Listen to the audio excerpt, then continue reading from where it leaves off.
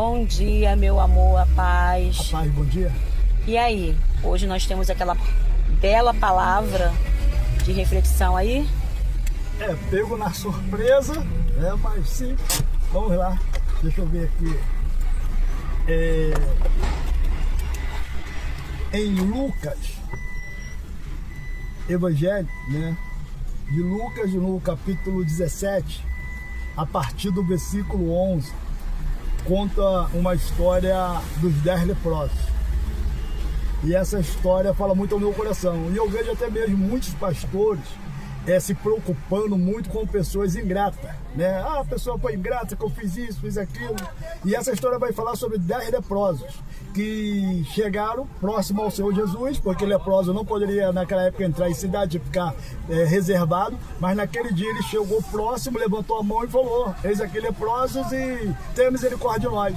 E o Senhor mandou eles ir para se apresentar aos sacerdotes, que ele estava a caminho de Jerusalém, manda eles ir e se apresentar aos sacerdotes. Quando eles estão indo, a palavra vai nos dizer que no meio do caminho eles são curados, E um deles, que era o estrangeiro, samaritano, ele volta, louvando ao Senhor e agradecendo ao Senhor, e quando chega lá ele se joga no pé do Senhor Jesus e se prostra para agradecer.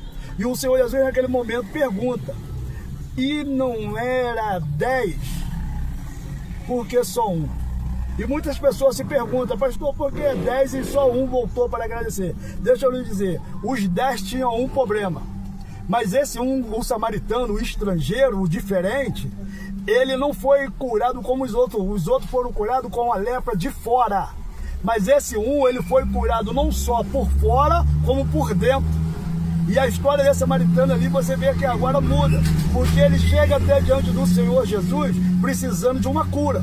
E naquele momento, quando ele volta, que o Senhor pergunta, não era 10, o Senhor vai, levanta ele e diz assim: a sua fé te salvou. Peraí, era cura, mas esse homem não alcançou só a cura. E agora já tem salvação na vida dele. Então a história desse homem foi mudada. Ele não foi curado por fora, mas sim por fora e por dentro. Então, pastor, não fica se preocupando com aqueles que são ingratos, porque tem pessoas que até realmente estão dentro da igreja, mas muitas das vezes a cura dele é só por fora.